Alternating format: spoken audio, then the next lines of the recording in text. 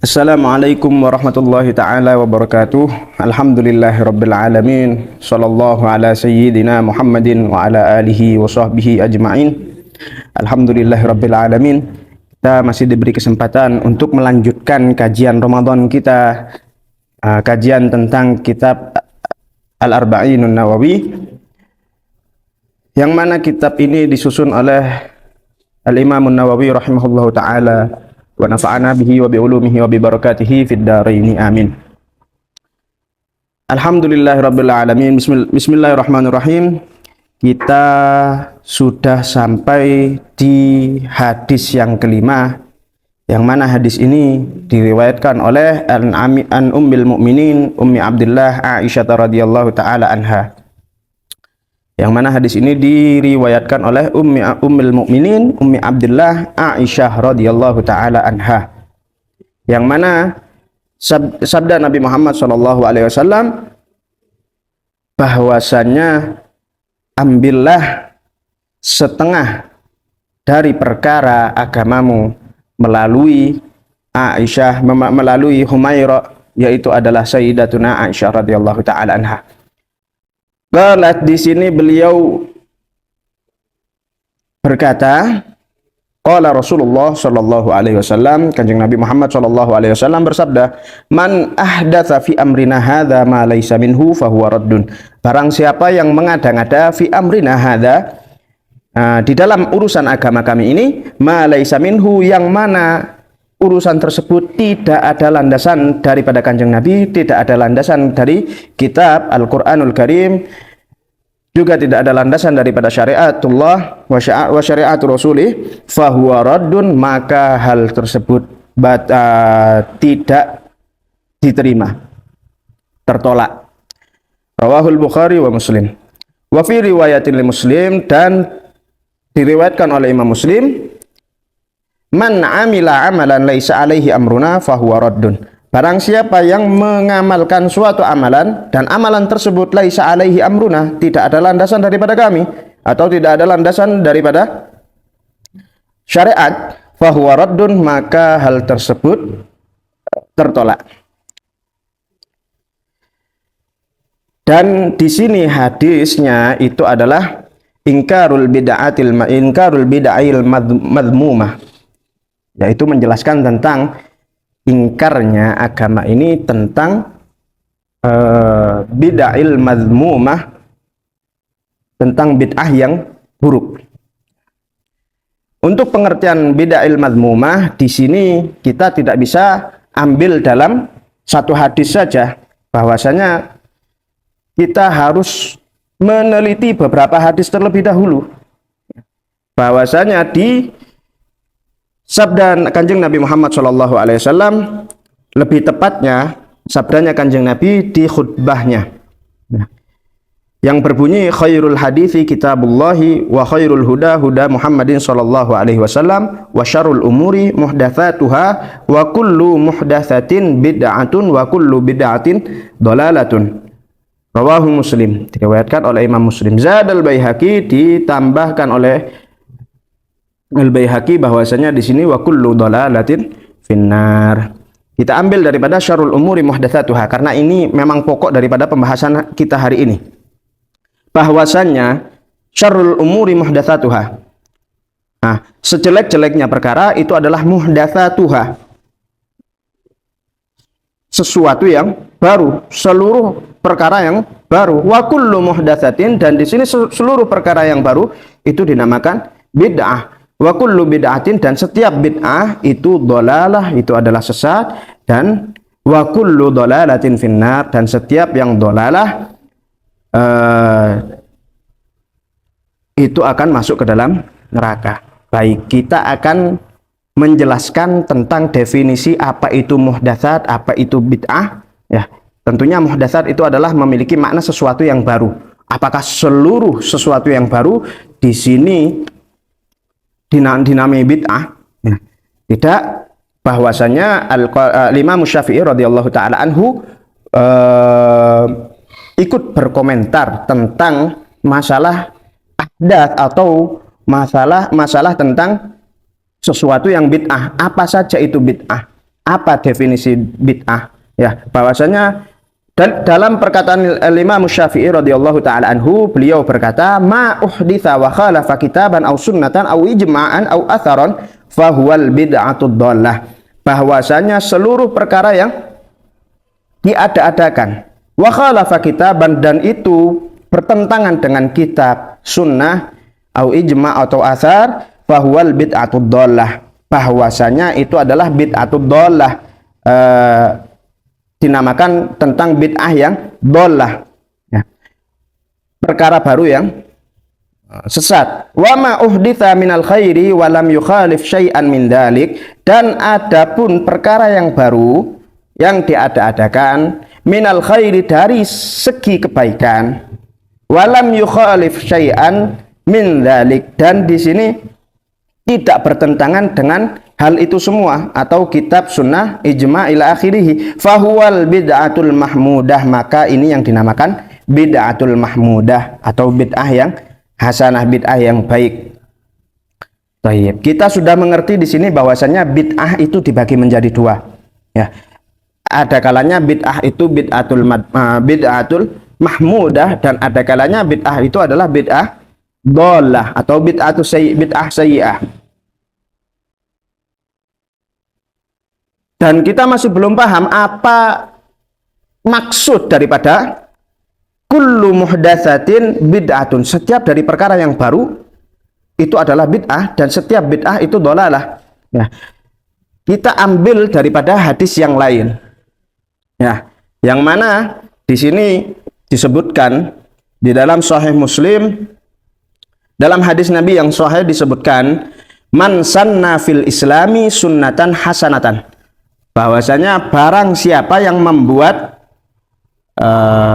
perkara baru yang baik, falahu ajruha, maka dia akan memperoleh pahala, wa ajru man amila biha ba'dah, dan dia akan mendapatkan pahala orang yang mengikutinya, min ghairi an yanqusa min ujurihim syai'un, dengan tanpa mengurangi pahala mereka sedikit pun.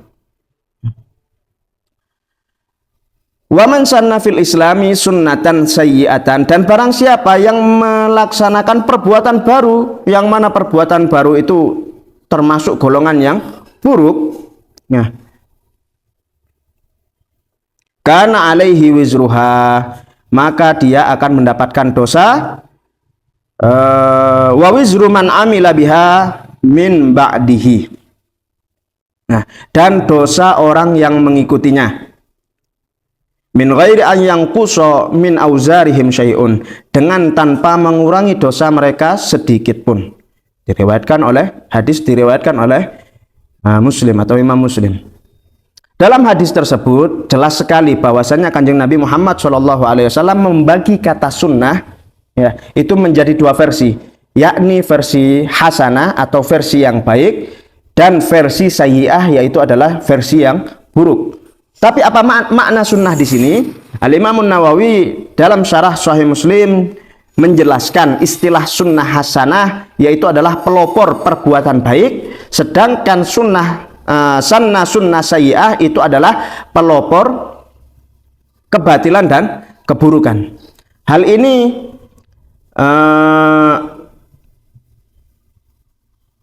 sunnah di situ bukanlah sunnah Rasulullah SAW seperti yang difahami oleh sebagian kelompok, akan tetapi adalah hal baru.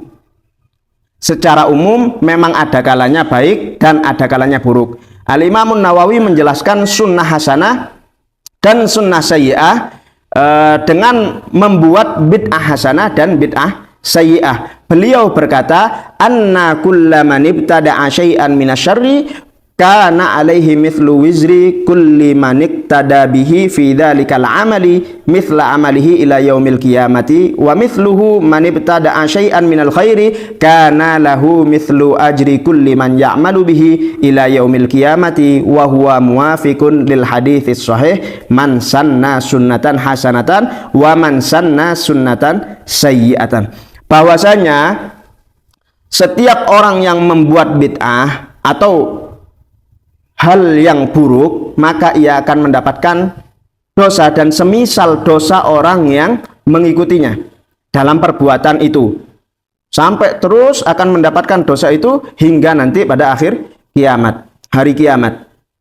Begitu juga dengan orang yang membuat bid'ah atau hal yang baru, akan tetapi hal yang baru tersebut itu bersifat baik, maka ia akan mendapatkan semisal pahala orang yang mengikutinya dalam perbuatan itu hingga kelak nanti pada akhir hari kiamat. Ini sesuai dengan hadis sahih, ya, siapa yang membuat sunnah hasanah dan siapa yang membuat sunnah sayyi'ah.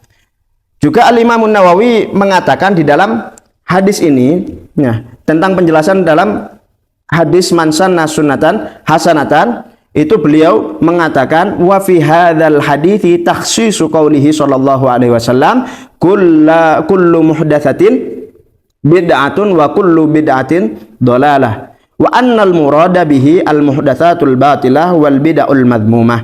Di dalam hadis ini ada pembahasan atau adanya pembatasan, taksis, adanya pembatasan makna sabda Rasulullah Shallallahu Alaihi Wasallam bahwasanya semua hal yang baru itu adalah bid'ah dan semua bid'ah itu adalah sesat, dan bahwasanya yang dimaksud di sana adalah hal yang baru yang batil saja dan hal yang bid'ah yang buruk saja. Tidak semua konteks bid'ah itu adalah semuanya adalah dhallah. Ya, ini adalah termasuk dalam taksis atau pembatasan daripada kullu bid'atin dhalalah. Tayyib. Kalau begitu, bahwasanya di sini bid'ah itu dibagi menjadi dua. Ada kalanya bid'ah itu adalah bid'ah hasanah dan ada kalanya bid'ah itu adalah bid'ah sayyi'ah. Kita akan mencari contoh atau kita akan membahas tentang contoh apa saja itu bid'ah hasanah dan apa saja itu bid'ah sayyi'ah atau bid'ah sayyi'ah. Ya, di sini qala al-Imam Abu Syamah Syekhul Musannif rahimahumullah taala, Al-Imam Abu Syamah yang mana beliau termasuk guru daripada Al-Imam Nawawi, beliau mengatakan wa min ahsani ma btada'a fi zamanina ma yaf'alu kullu amin fil yaumi al-muwafiq li yaumi maulidihi sallallahu alaihi wasallam minas shadaqati wal ma'rufi wa idhari zinati was surur. Fa inna dzalika ma'a ma fihi minal ihsani ilal fuqara'i musy'irun bi mahabbatihi sallallahu alaihi wasallam wa ta'dhimuhu wa jalalatuhu fi qalbi fa'ili dzalik wa syukrillahi subhanahu wa ta'ala ala ma manna bihi min ijadi rasulihi sallallahu alaihi wasallam alladzi arsalahu rahmatan lil alamin sallallahu alaihi wasallam. Beliau berkata bahwasanya di antara kesunahan, di antara bid'ah yang baik, yang paling bagus fi zamanina, di dalam zaman kita, itu adalah suatu perayaan yang dilaksanakan setiap tahunnya. Lebih tepatnya perayaan tersebut dilaksanakan atau dilakukan bertepatan dengan hari dilahirkannya Kanjeng Nabi Muhammad Shallallahu Alaihi Wasallam. Yang mana di dalam perayaan tersebut terdapat daripada shadaqat wal ma'ruf, dan perkara yang ma'ruf, yaitu tentang mengenang apa saja sifat-sifat Kanjeng Nabi Muhammad sallallahu alaihi wasallam, wa idharuz zinati was surur, dan menampakkan hiasan atau kegembiraan mereka. Fa inna dzalika ma fihi minal ihsani ilal fuqara'i musy'irun bi mahabbatihi sallallahu alaihi wasallam. Dan ada juga di dalamnya apa?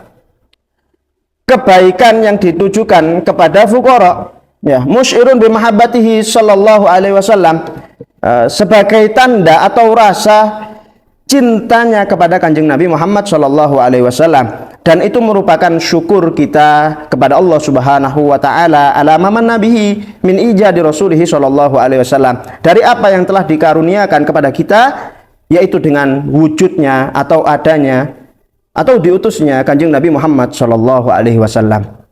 Dan itu adalah salah satu contoh daripada bid'ah hasanah. Baik, kita akan mengambil contoh daripada bid'ah sayyi'ah. Terus kemudian kalau bid'ah sayyi'ah, apa yang dimaksud dengan bid'ah sayyi'ah? Atau apa contoh daripada bid'ah sayyi'ah sehingga Kanjeng Nabi itu mengucapkan kullu bid'atin dhalalah wa kullu dhalalatin finnar. Apa yang dimaksud di situ? Ya. Yang dimaksud di situ adalah seperti halnya salatul lailatul raghaib. Ya.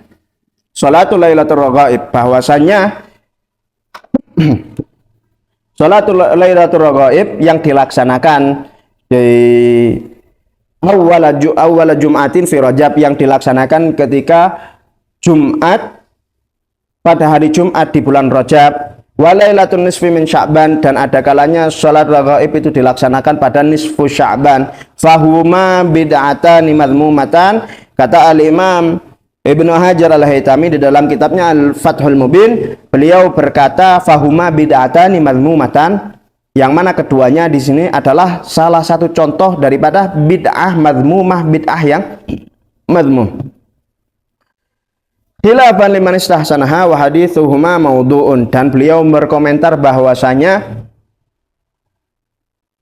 adanya hadis yang menjelaskan tentang sholat raghaib yang dilaksanakan pada hari Jumat pertama di bulan Rajab dan pada pertengahan malam, lebih tepatnya malam Lailatul Nisfu Sya'ban, itu hadisnya hadis maudhu, ya, atau yang lebih dikenal dengan hadis palsu. Ada juga yang berkomentar bahwasanya wahwa fidhani ala kaifiyat, ya, bermacam-macam prakteknya. Ada yang mengatakan bahwasanya sholat tersebut mi'atu rakaah bi alfi kul huwallahu ahad, ya, dengan sholat 100 rakaat, ya, bi alfi kul huwallahu ahad, dengan bacaan kul huwallahu ahad sebanyak 1000 kali. Wa thintai asyara rakaah, dan ada kalanya juga dilaksanakan sebanyak 12 rakaat, ya, fi kulli rakaatin 30 marrah kul huwallahu ahad, dan di setiap rakaatnya itu dianjurkan untuk membaca 30 kali surat Al-Ikhlas, yaitu kul huwallahu ahad, wa arba'u asyarati rakaatin, dan ada yang mengatakan bahwasanya prakteknya itu dengan melaksanakan 14 rakaat, tsumma yajlis fayaqra'ul Fatihah, terus kemudian duduk, kemudian membaca surat Al-Fatihah, wa qul huwallahu ahad, dan membaca qul huwallahu ahad wal muawwidzatain Al-Falaq dan juga An-Nas, kullan arba'ata asyar, setiap dari surat itu dibaca sebanyak 14 kali, wa ayatul kursi, kemudian apa? Membaca ayat kursi sebanyak 1 kali, dilanjutkan dengan laqad ja'akum rasulun min anfusikum ila akhirih, wa kulluha maudhu'ah. Di sini Al-Imam Ibnu Hajar Al-Haytami mengatakan semuanya itu hadisnya maudhu', atau semua hadis yang menjelaskan tentang itu semua palsu. Ya, itu saja mungkin yang bisa kita pelajari pada hari ini. Semoga bermanfaat, dan mungkin kalau ada kurang lebihnya saya pribadi memohon maaf. Wallahul musta'an wa alaikatuklan. Wassalamualaikum warahmatullahi taala wabarakatuh.